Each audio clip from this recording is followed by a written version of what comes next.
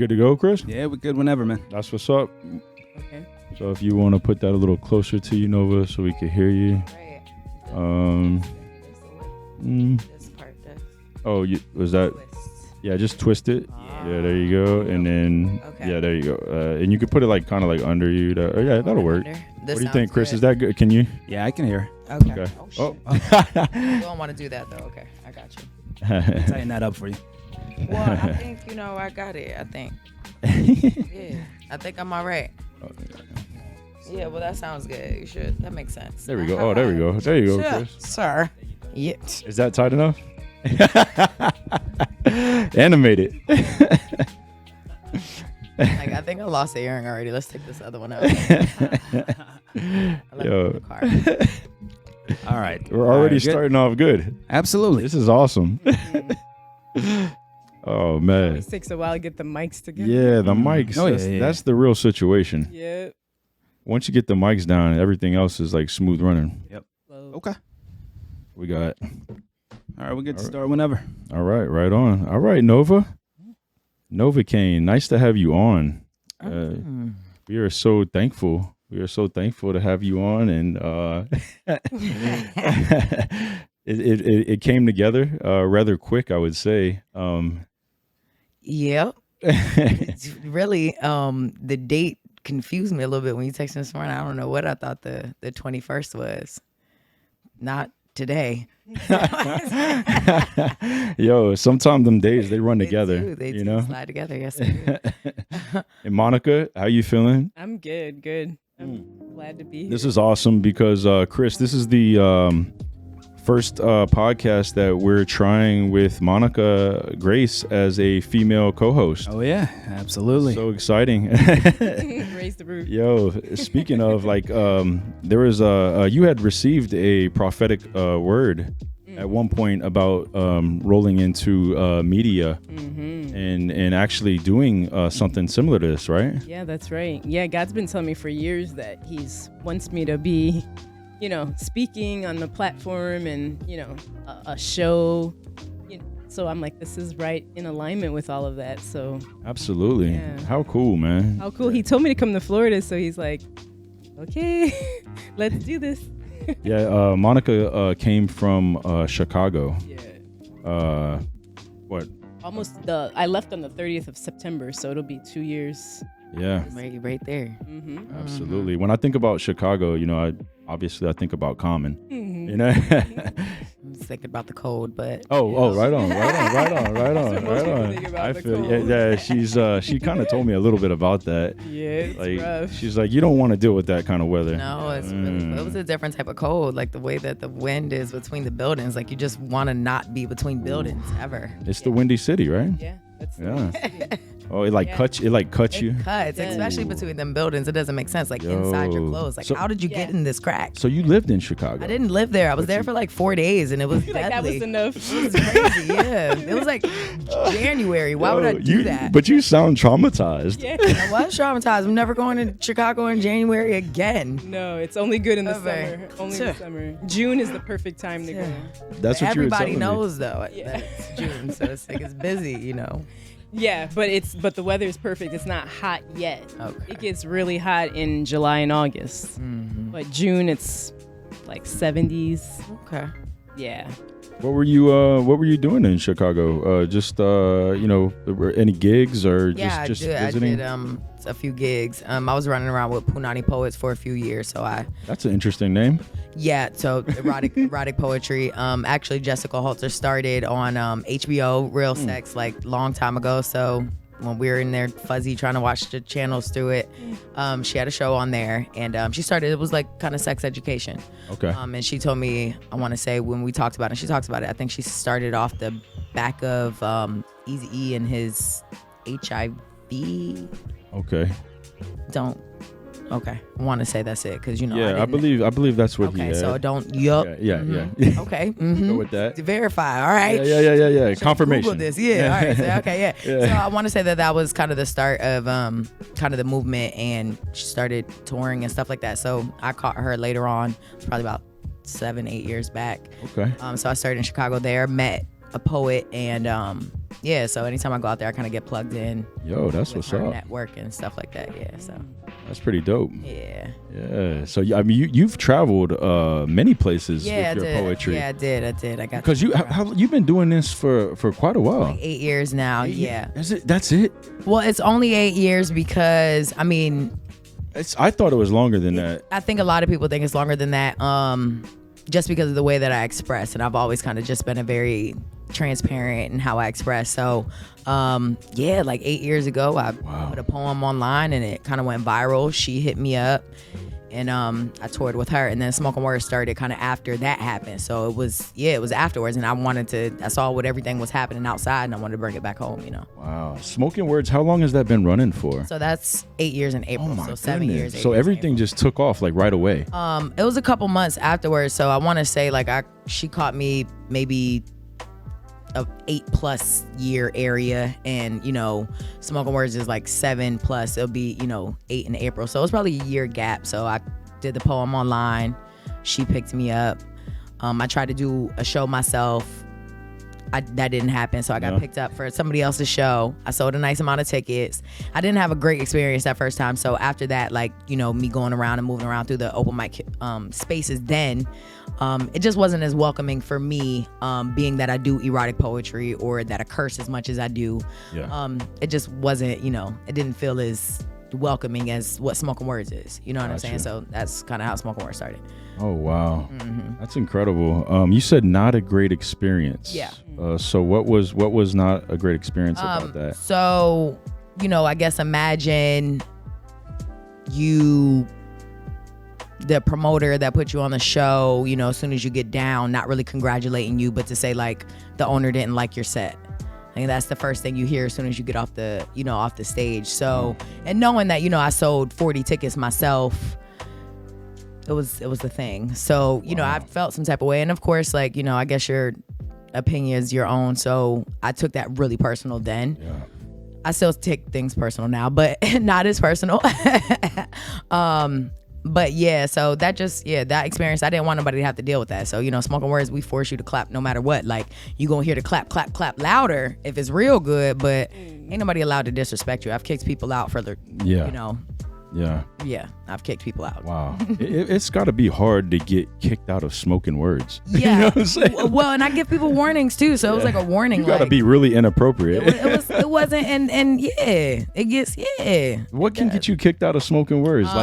Get me like a prime example that really ticked you off. This was the one, because it was bothersome for me, because it's like, Okay. you don't know how much it takes for people to get up on the stage in the first place. Oh, I love that. I love that about you. That's another thing I want to recognize is I love how you support that and you encourage and you let everybody know that. Yeah, you That's ain't dope. even got to be like super good, but the idea that you were courageous enough to get up there, and there are people that do have the talent that are so scared to get up there, like you did it. Yeah. Talent, no talent, whatever it is, like you got up there, like, and that's clap, that deserves an applause all on its own. Yes. Yes. But with me wanting, people to just feel welcome and to get on the stage and stuff like that, like, yeah, that was the difference. Like, I wanted to feel that way. I want other people to feel that way. So what happened was we were at, like, it was a few venues ago, so I'd say probably 4 or 5 years ago, and we had a guy, and he's really, really good. Like, I mean, a great songwriter. He's actually moved to Atlanta, been flown around to write songs for artists now, so he's really blossomed, like,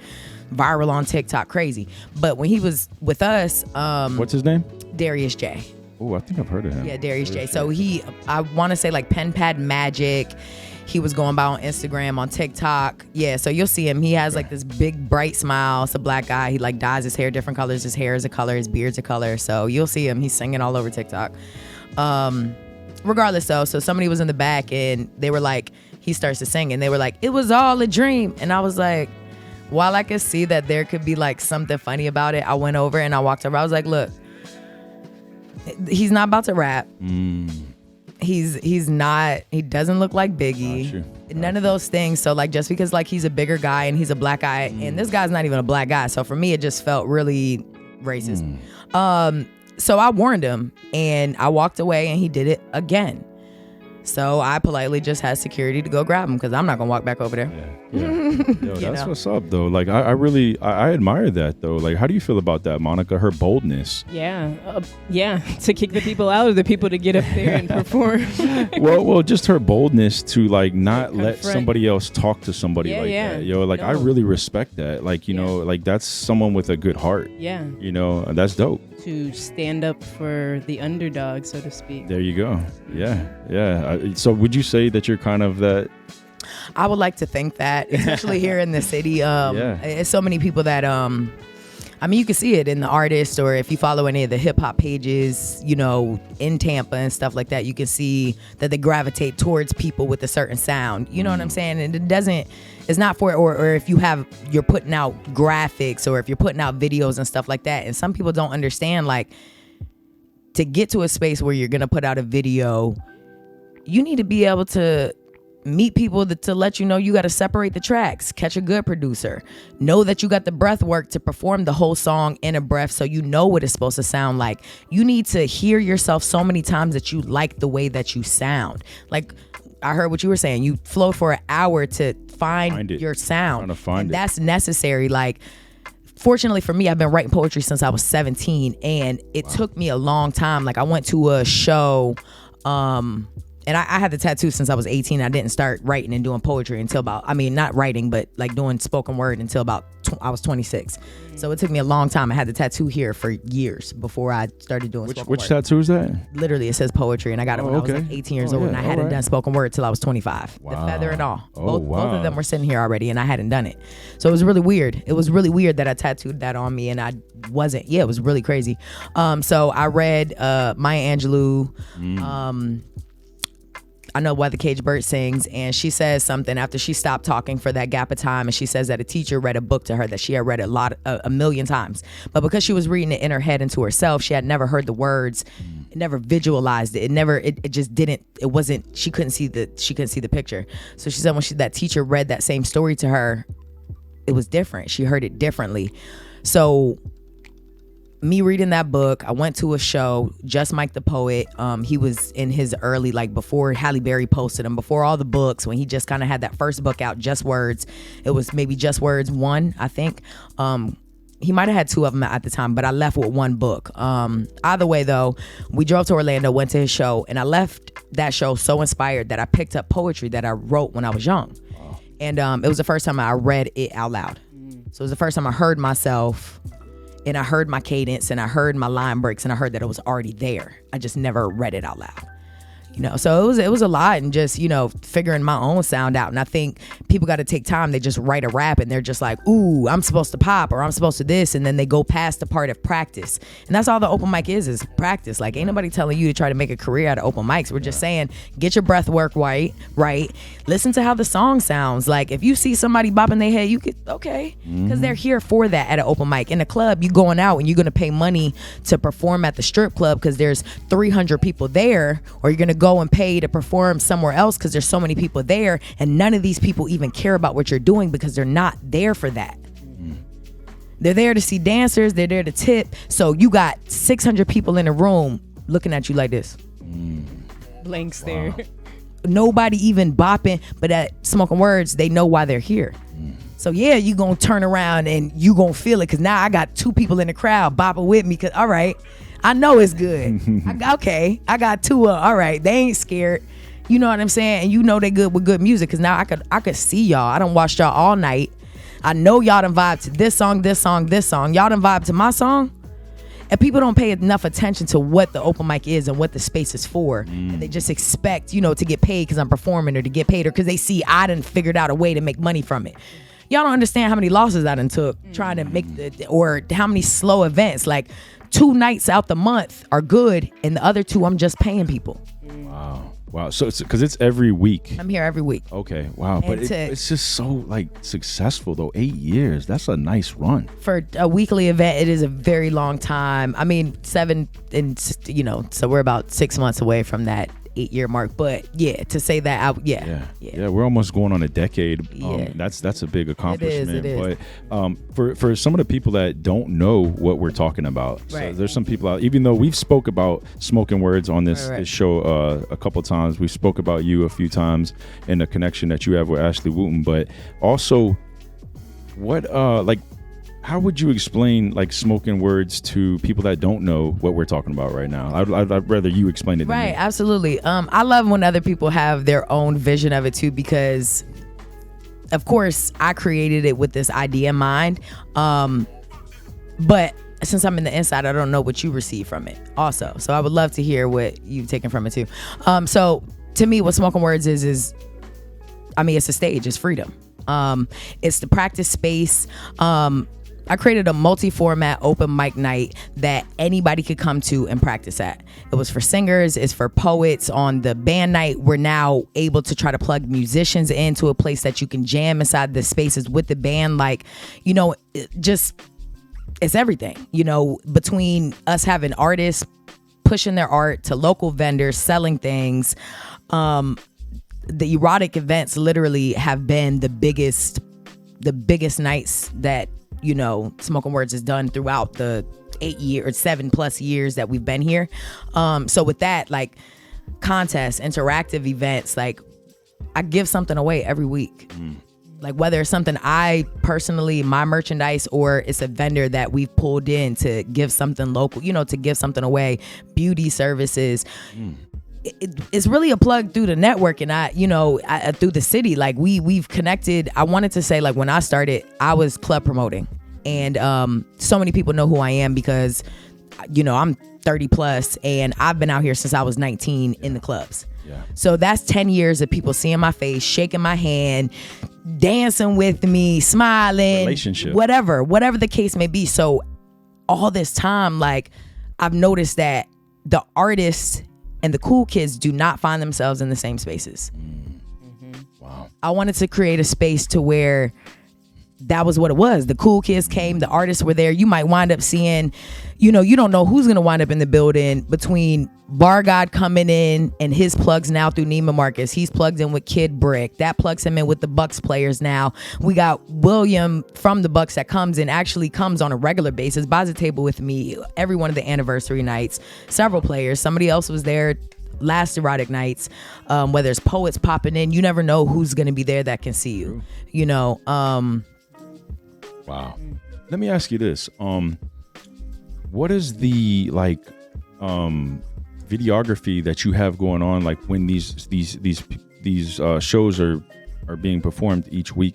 Is there like a really professional videographer there every week? So I have somebody that's there, and it's really just in spaces of promo. I don't have somebody there that's able to like do full streaming, and I'm open to that. Absolutely. I haven't had anybody that like reached out to me that kind of wanted to get into that space. I'm totally open to all of that. Because I'm thinking about it and I'm like, this is a perfect opportunity every week for people to have like quality.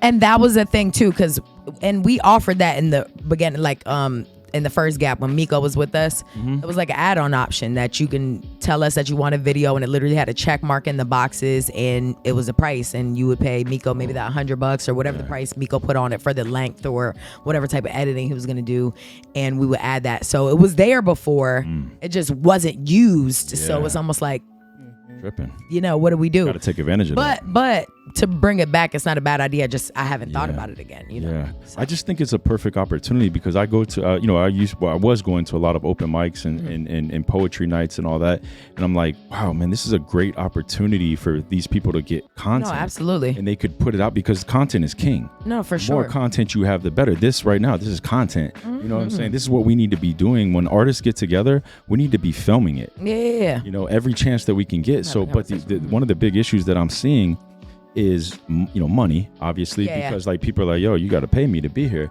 But really, honestly, if people would just step up and just show up and work, Right. the money's gonna come. No, absolutely. You know, so it's like, yo, the videographers, like, just show up. You know, just and Yeah. if the more show up, the better. We got 5-6 different angles and cameras, Absolutely. and then we come together and then we chop it up and edit it, and we can make something really cool each night.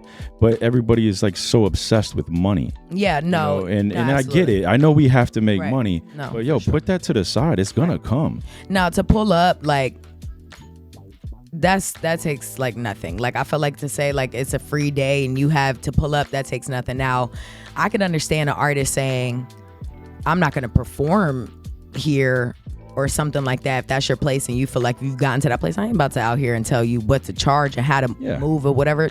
Up to you. I've been in places where I say I'm pulling up and no, I don't want to perform, and get there and change my mind because I feel like doing it. You know what I'm saying? yeah. So you, I feel like just creating the opportunity to, just be there though. No, you're right though. Like people should just more spaces to just come together. Yeah, unity. You know, Yeah. let's work together. Let's figure out how we can do this without, let's put the greed and stuff to the side. Yeah. You know, but I think that's one of the toughest things for people is to overcome self.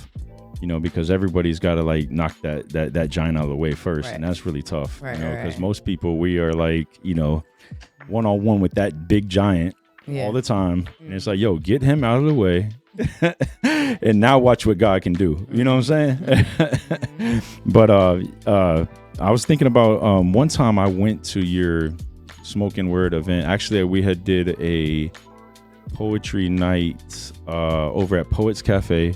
Have you been there? I have not been over there because y'all are on like, what night is it? It's like a Thursday night. Well, that's the reason. That's what I'm saying. Yeah, but it's like the first Thursday. And that's my busiest night, so I'm there know, there's early. no way, yeah. So that's the hard part for me to do anything on Thursdays. sure. Yeah, because I'm there every week. Like I understand. that would be crazy for me to go somewhere else and not be at my event on a Thursday. Oh, That would be kind of absolutely. crazy. Yeah, absolutely. But yeah, it's so it's up in New Tampa, and they run Poets Cafe there, and it's a little more chill, laid back. Arlene Brooks is the owner that runs that, and she runs that coffee shop. It's called Coffee Speaks and Tea Talks. Okay. But anyways, my point was I left there one night and I came over to your spot. And, I showed up like 3 weeks in a row at one point, and I was like, just trying to get on that stage is hard because so many people come.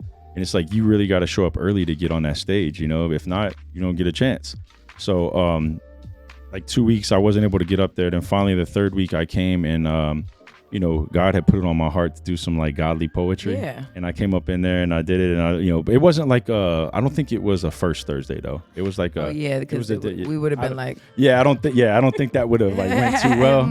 That would have went too well. So it Yeah. kind of lined up like perfectly. yeah, they were like, oh, you in here playing with us. Yeah. So, but it worked out great. Right. Like I enjoyed it, and I felt the love. A lot of people like were like, "Yo, man, that was dope, man, to come in here and do that." That's good. Then I think I came over to you. I don't know if you remember this, and I just thanked you. It's like I remember you, and I Yeah. remember you speaking and stuff. I'm just as hard for me to like catch you. Like if you see me watching, then I got caught. But it'd be so hard because it's I like somebody understand. want to talk and then somebody want to grab me. Like I literally got to sit in a corner so nobody can see me just so I can pay attention. I see that. Yeah. Yeah. And I understand. But that night that I went though, I ran into a girl that I had saw, young woman, Naja Monet. Yeah, I love Naja. Yo, she's dope. Yeah, Naja's amazing. So I was at before I accepted Christ, I was up at a festival on the Swanee called Halloween. And I'm chilling, and I mean I'm just on everything. I'm on acid, I'm on shrooms, I'm just like, alcohol, weed, Party, I don't know, whatever, cocaine, I don't know, everything, and I'm just like, I'm done. And I could hear her voice like on stage. Yeah. But I was like, man, but I couldn't turn around. I was so messed up. But so I'm like Right. she's on stage behind me. Right. And I'm just like done. And I Right. couldn't look back, Right. but I could hear her voice. And finally, like, I was able to like kind of like look over my shoulder and I could see her, and I was like, oh wow, she's a good looking girl too, And then I was like, oh, okay, I'm done, But anyway, so that was my first experience of hearing Right. Naja. Right. And I was like, man, that was an awesome voice, Right. And then that night I saw her, and she was actually performing. Oh, nice. That worked out. And I was like, whoa. So I got Yeah. to see her. Yeah, she's dope. She's No, dope. she's amazing. I Yeah, love her. yeah, She's yeah. an amazing performer. She has an amazing voice. Yeah. So out of all the people that have come through there, Is there a name that has stuck out to you that has like kind of kept going and doing big stuff? Doechii. Doechii is literally signed to TDE right now, which is Kendrick Lamar's label. She's doing really big things. She just did a track with SZA, Rico Nasty. Like, she really just popped. But she performed for us twice at Smoken Words. Wow. And actually between me and JT, which was my old host, he started an event with Naja. She also performed at their event. We're probably the only people in the city that had performances from her before she blew up. Okay. So it's really cool that we have that. I got the footage. I got the pictures. We have it. Like, it's there. It's there. Yeah. Dope. So it's always really dope that we've had her on our stage with Darius J, him starting there. It's so many artists that whether they popped in, Just Mike popping in, Maui popping in, Teresa the Songbird, who I toured with Punani on that tour with them, and she's done Bounce TV Awards. She's really just been able to perform poetry in really big spaces. Like, Facebook paid her to do a black ad like during Black History Month. Wow. So it's just, we've seen so many really, really, really fire artists.